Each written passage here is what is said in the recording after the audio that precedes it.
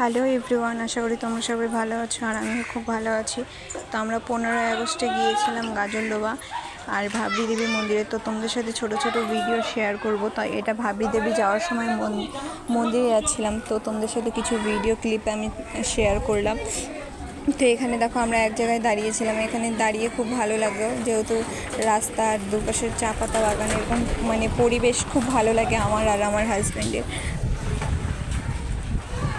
তো এখানে দেখো আমরা মন্দিরে যাচ্ছিলাম আর মন্দিরে ওদিন এত রৌদ্র ছিল যে বলার বাইরে। তো এখানে প্রথমে একটা মন্দিরে চলে আসলাম, ভাবরি দেবী মন্দিরে ঢোকার আগে একটা মন্দিরে চলে আসা। আমরা এই মন্দিরে আসছিলাম গেল বছরও, তো এই মন্দিরে ঘুরতে আসলাম। তো এখানে মায়ের দর্শন করে এখান থেকে আবার আমরা বেরিয়ে গেলাম ওই মন্দিরের উদ্দেশ্যে। তো তোমরা ভিডিওটা দেখতে থাকো, তোমাদের ভিডিওটা কেমন লাগে অবশ্যই লাইক কমেন্ট করে জানিও। আর তোমরা কে কোথা থেকে আমার ভিডিও দেখছো অবশ্যই কমেন্ট করে জানিও।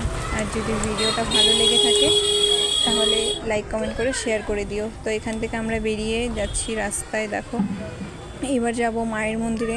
মায়ের মন্দিরের উদ্দেশ্যে আমি আর আমার হাজব্যান্ড বেরিয়ে পড়লাম। ওই মন্দির থেকে বেরোয় আমরা চলে আসলাম। এবার দেখো মায়ের মন্দিরে যাচ্ছি আর মায়ের মন্দিরে এত ভিড় ছিল।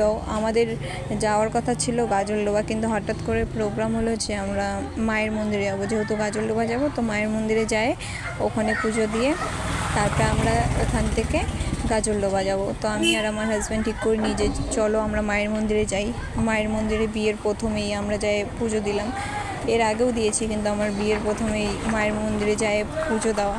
তো আমরা বাইরের থেকে কিছু ভিডিও করে তারপর পুজো দিতে আমি ভেতরে ঢুকছিলাম। তো এখানে আমার হাজব্যান্ড কিছু ভিডিও ক্লিপ করছিল, তো ভিডিওগুলো আমি তোমাদের সাথে শেয়ার করলাম। এটার মায়ের মন্দির। তারপরে এখান থেকে চলে গেলাম শিব পার্বতী মন্দিরে। এখানে দেখো শিব পার্বতীকে খুব ভালো লাগছিল দেখতে, ঠাকুরগুলোকে। এখানে পুরোহিতটা পুজো করছিল। তো তোমাদের সাথে আমি এরকম ছোট ছোট পার্ট করে ভিডিওগুলো শেয়ার করবো। আর গাজলডোবা গিয়ে কি করলাম না করলাম, সারাদিনটা আমাদের কেমন কাটলো সবটাই তোমাদের সাথে শেয়ার করব। তো আমরা এখানে দেখো পুজো দিয়ে বেরো চারিপাশটা দেখছিলাম, পরিবেশটা খুবই সুন্দর। সামনে ক্ষেত টেত ছিল। তো এখানে দেখো আর ওই পাশে ছিল একটা চর, জানি না ওই চরটার নাম কি, কিন্তু পরিবেশটা বেশ ভালোই। আর আমরা পূজা দিয়ে খুব শান্তি পেলাম।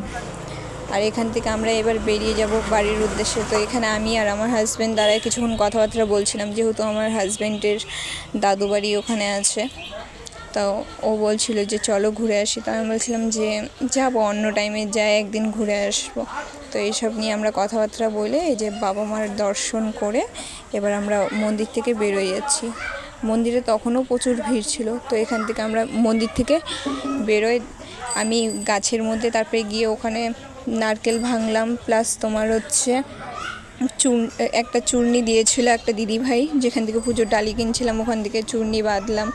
এখানে এই যে গাছের মধ্যে চূর্ণি বাঁধে, এই যে বটপাকুড় গাছের মধ্যে আমি চূর্ণিটা বাঁধলাম।